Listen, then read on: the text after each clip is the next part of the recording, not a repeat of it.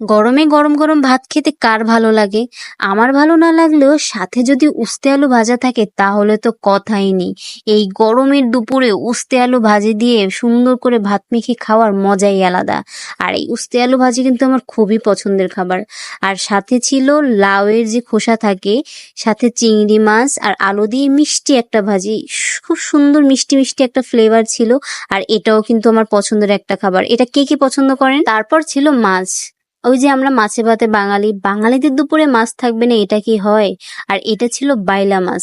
আমি তো বাইলা মাছ নামেই চিনি, আপনারা কে কি নামে চিনেন আমি জানি না, কিন্তু আমি ছোট থেকে বাইলা মাছ নামে এটাকে চিনি। আর মাছটা ছিল একদমই ফ্রেশ একটা মাছ।